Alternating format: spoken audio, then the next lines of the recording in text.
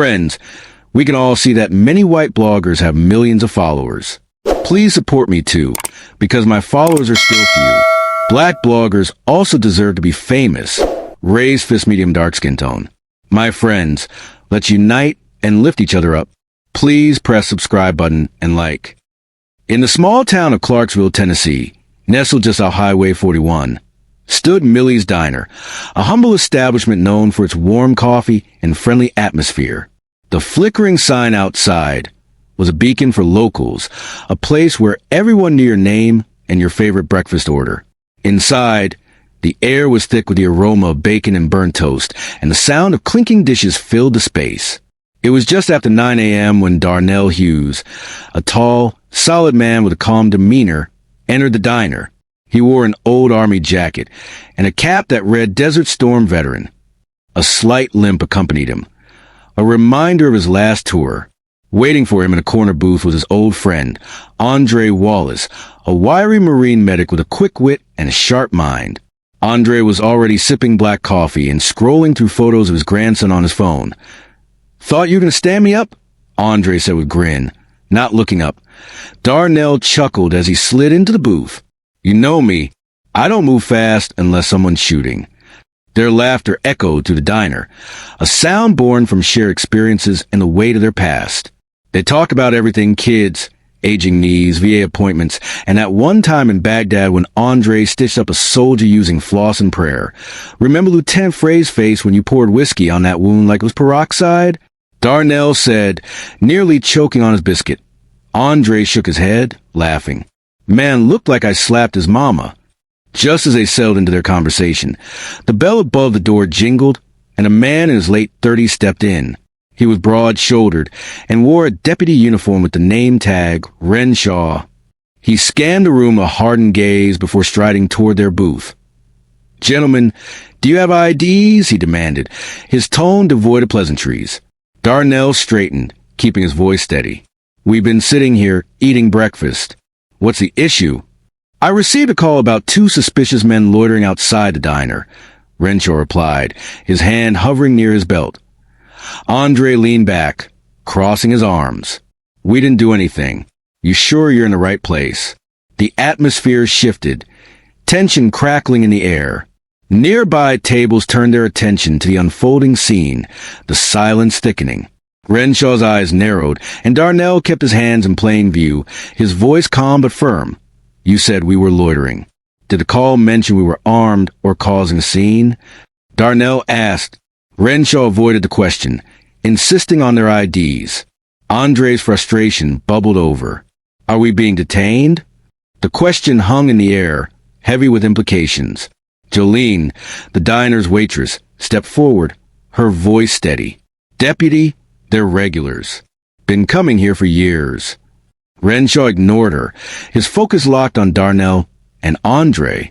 The tension escalated, and the diner felt like a powder keg ready to explode. "Let me get this straight," Andre said, his voice rising. "Someone called the police because 2 black veterans were having breakfast?" Renshaw's gaze didn't waver. "I'm responding to a call. That's all." Darnell sighed, his patience wearing thin. "Look, officer, I'm a retired Army sergeant, and Andre here is a Marine medic. We come here to catch up. Nobody's loitering." Renshaw blinked, his demeanor unyielding. "You got a problem showing ID?" Andre pushed his plate aside. "I have a problem with you singling us out while ignoring everyone else in here." The diner's patrons watched, some with curiosity, others with shame. An older man stood up from his booth, approaching Renshaw.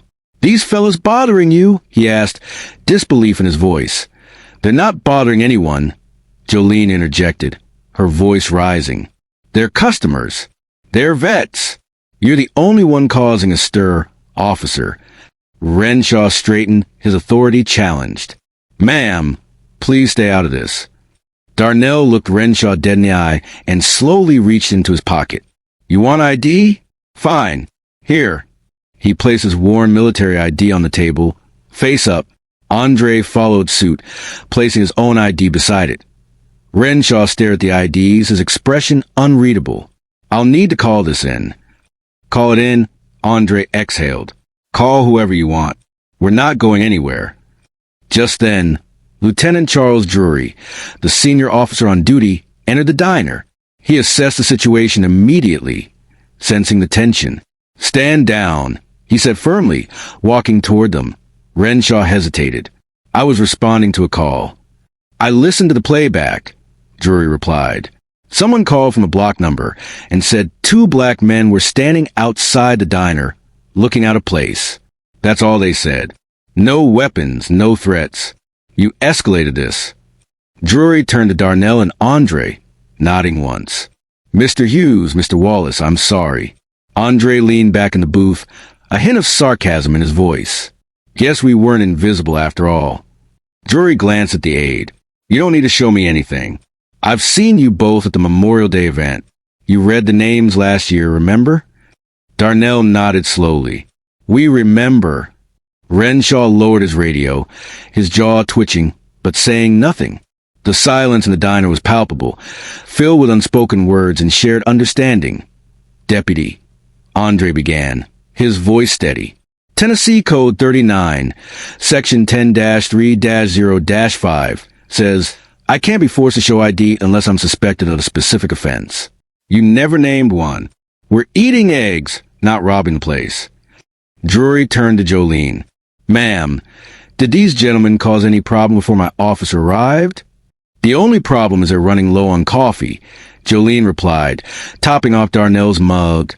The tension began to dissipate, but Andre wasn't finished. "This isn't just about us.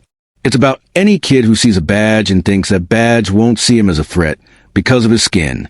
We're grown men, we can handle it. But what about the next kid when nobody's recording?" The diner's patrons nodded in agreement, the weight of Andre's words settling in. Darnell added, "When we were overseas, we didn't care where someone came from. If they had your back, they had your back. It didn't matter what they looked like or where they were born." Drury stepped back, ready to give them space. "If you decide to file a formal complaint, I'll support it. But I also want to apologize again, not just for today, but for what it says about how far we still have to go." Darnell's voice was measured. "We're not angry at you, Lieutenant. We're just tired." "Yeah," Andre added. "Tired doesn't mean silent, though." As the conversation continued, the diner felt different. The air was charged with a sense of possibility, a shift in the narrative. Darnell looked at Andre, a silent agreement passing between them. They had faced adversity before, but today felt different. Outside, the sun shone brightly, illuminating the diner sign. Inside, the 2 veterans finished their coffee, knowing they had sparked a conversation that would ripple through their community and beyond. As they left Millie's, they understood that their story was just beginning, a testament to resilience, dignity, and the power of standing your ground. The aftermath. The following days saw the incident at Millie's Diner explode across social media. Videos of the confrontation went viral, sparking discussions about racial profiling and police conduct. News outlets picked up the story, and soon the diner became a focal point for community dialogue. Darnell and Andre found themselves at the center of a movement they never intended to start. They received messages of support from veterans across the country, and many expressed their gratitude for standing up against injustice. The local community rallied around them, organizing peaceful protests and discussions aimed at fostering understanding and change. One afternoon, as Darnell and Andre sat in the diner, they noticed a group of high school students enter, their phones out, recording the moment. The students approached their booth, excitement in their eyes. "Can we take a picture with you?" one of them asked. "You guys are heroes." Darnell smiled, a mix of pride and humility washing over him. "We're just 2 guys trying to enjoy breakfast." "But you stood up for what's right," another student chimed in. "That matters."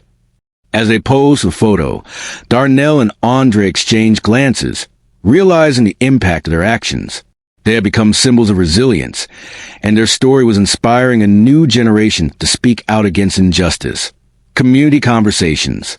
In the weeks that followed, Millie's Diner hosted community forums, inviting residents to discuss their experiences and perspectives on race and policing.